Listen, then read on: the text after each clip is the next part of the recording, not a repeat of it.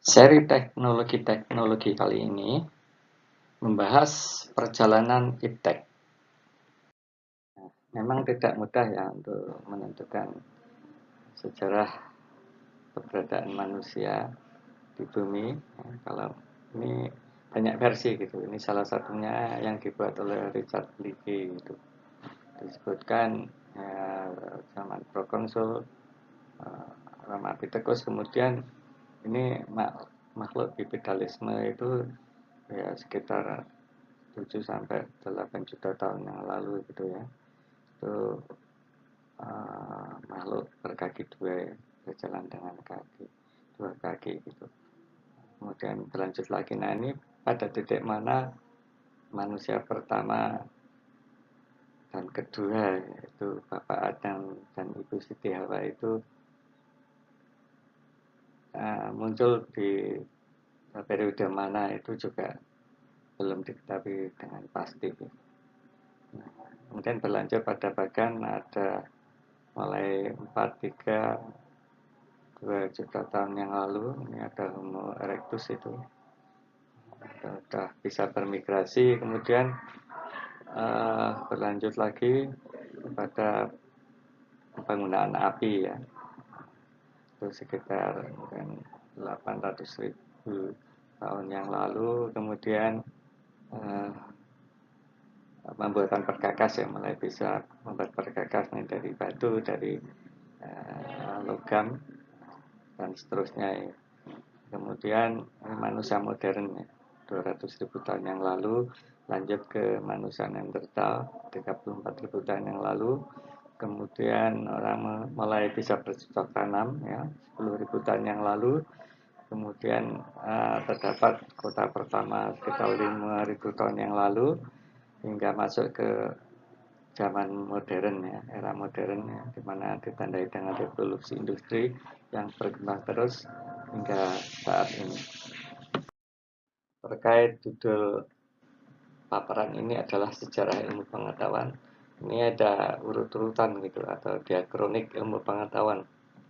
Itu beberapa pakar membaginya menjadi zaman pra-Yunani kuno, yaitu di bawah abad 6 sebelum Masehi, kemudian zaman Yunani kuno abad 6 sebelum Masehi sampai abad 6 Masehi, kemudian zaman Islam klasik abad 7 sampai abad 12 Masehi, zaman Renaissance abad 13 hingga 17 Masehi, zaman modern ini abad 18 sampai 20 Masehi, dan zaman kontemporer abad 21 Masehi hingga sekarang. Ya, ada beberapa pembagian lain tapi kurang lebihnya seperti ini. Di zaman pra Yunani kuno ya, ini bangsa Sumeria ya, itu antara 3.200 hingga 2.500 sebelum Masehi. Nah, mereka sudah punya kemampuan ya, teknologi untuk membuat bangunan pada batu gitu, memahat batu, memang skalanya besar ya. Kemudian juga mereka sudah mengenal huruf ya, dan juga membuat semacam roda lah gitu. Ya, ini roda gitu untuk alat, sebagai alat transportasi gitu, untuk membawa suatu benda dari satu tempat ya, benda berat ya, ke satu benda lain ya. Mereka menggunakan roda yang terbuat dari batu. Kalau bangsa Sumeria itu tadi lokasinya di sekitar Mesopotamia ya, sekarang itu Irak ya, Irak bagian selatan gitu. Nah, ini di belahan dunia lain ya, di Cina ya, Cina kuno 5.000 sampai 800 sebelum Masehi, itu mereka juga sudah mampu membuat ini suatu patung tentara yang jumlahnya itu hingga 10.000 gitu, dengan muka yang berbeda-beda. Kemudian bangsa Cina juga sudah mampu membuat suatu tembok Cina ya, ribuan kilometer gitu. Ini salah satu benda karya manusia yang bisa dilihat dari luar angkasa gitu, karya yang fenomenal. Pada kurun waktu yang kurang lebih sama ya dengan tadi bangsa Sumeria, kemudian di negeri Cina kuno, ini di belahan dunia lain ya, itu juga sudah orang-orang pada saat itu sudah mempunyai kemampuan ilmu pengetahuan ya, dan teknologi yang bisa membangun bangunan yang seperti ini yang fenomenal dengan presisi yang sangat tinggi gitu. Di Mesir ada piramida, kemudian di Romawi kuno ada ini Colosseum ya. Kemudian di Amerika ya, dan termasuk Amerika Latin ini sudah mampu membuat bangunan yang ya, tata kelolanya itu menakjubkan. Bila dilihat penyebaran ilmu pengetahuan dan teknologi secara geografis, uh, ini masih perdebatan ya, tapi paling tidak ini ada suatu konstruksi yang ada gitu. Salah satunya adalah menyatakan bahwa setelah era Sumeria, Mesir kuno, Cina kuno, Romawi kuno, dan Amerika Latin kuno berlanjut ke Yunani ya. Kemudian ke Arab, tapi ada sebagian ke Yahudi dulu, kemudian ke Arab, dari Arab ke Eropa ya, melalui Renaissance dan revolusi industri dan seterusnya, yang kemudian berkembang ke Amerika ya, imigran Eropa ya, berdiam di Amerika dengan mengembangkan ilmu pengetahuannya. Dari Amerika kemudian ke Asia Pasifik hingga sekarang menyebar ke berbagai penjuru dunia. Di era Yunani kuno itu terjadi pergeseran dari mitos ke alam pikir rasional gitu. Nah, kemudian ditandai dengan munculnya filsafat alam dengan tokohnya seperti Thales, Anaximenes, Anaximandros, yang kemudian berlanjut lebih jauh lagi dengan pemikiran filsafat yang dibagi oleh Socrates, Plato, Aristoteles, dan lain-lain. Kemudian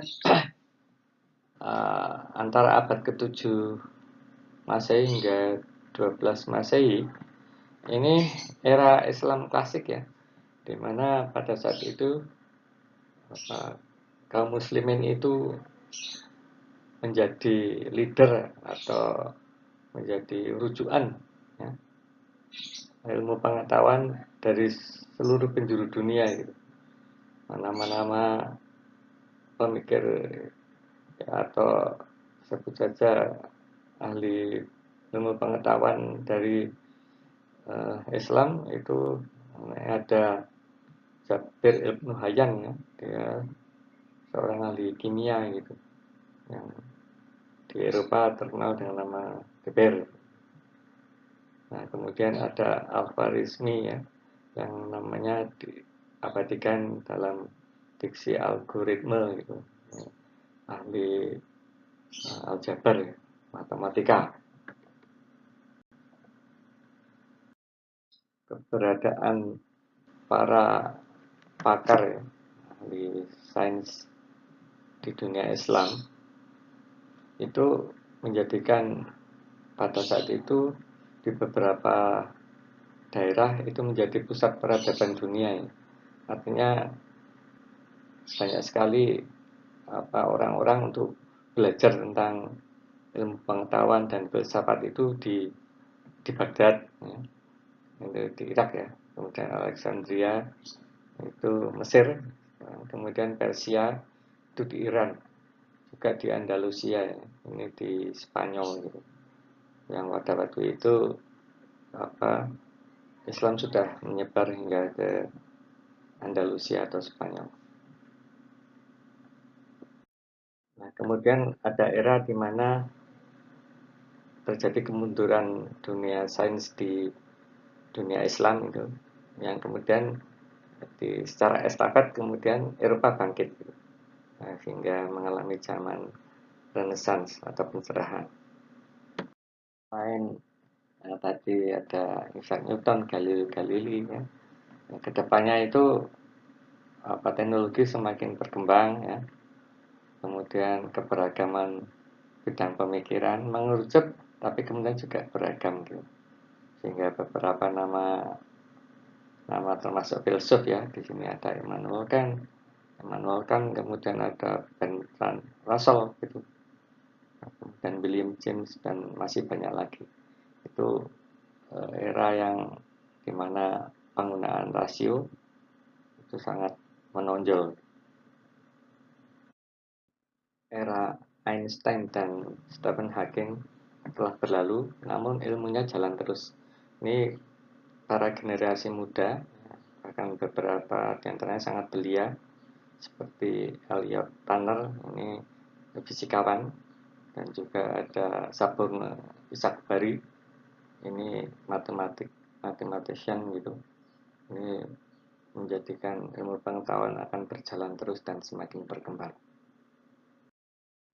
Nah, ini secara epistemologis, ini faktor pendorong berkembangnya ilmu pengetahuan itu dikatakan pertama keingintahuan intelektual curiosity. Manusia dengan kesadarannya ya ingin tahu ini, ingin tahu itu gitu, yaitu alamiah gitu. Kemudian yang kedua adalah rasa kagum ya, pada alam semesta ya. Alam semesta ciptaan Tuhan demikian dahsyatnya, demikian besarnya, termasuk yang makrokosmos maupun mikrokosmos itu, termasuk yang jasad ternik yang ukurannya mikron atau lebih kecil dari itu, dari atom elektron, berkembang terus menjadi alam semesta yang sangat spektakuler. Ini menimbulkan rasa kagum manusia, kemudian berusaha untuk mencari ingin tahu dengan melakukan penelitian ini, penelitian itu gitu. Nah, kemudian yang ketiga adalah munculnya masalah ya atau problem yang dihadapi manusia. Ini mendorong kemajuan ilmu pengetahuan. Sebagai contoh, dulu jarak katakanlah antar benua, katakanlah orang naik haji zaman dulu itu hingga sampai berbulan-bulan gitu, 3 bulan gitu. Nah sekarang dengan ditemukannya pesawat itu hanya 9 atau 10 jam gitu dari Indonesia katakanlah ke Arab Saudi gitu.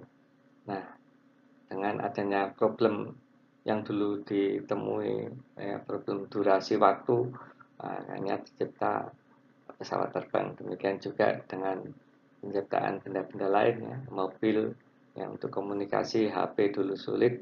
Nah, sekarang dengan adanya smartphone ya, bahkan sekarang artificial intelligence itu untuk membantu manusia ya menghadapi kesulitan ini itu dapat antara lain diselesaikan dengan artificial intelligence. Demikian seterusnya. Kemudian juga ada pengaruh dari ilmu pengetahuan, yaitu munculnya sekularisme, kemudian tumbuhnya sikap kritis, dan seterusnya, hingga munculnya problem lingkungan. Ini dapat pemirsa cermati.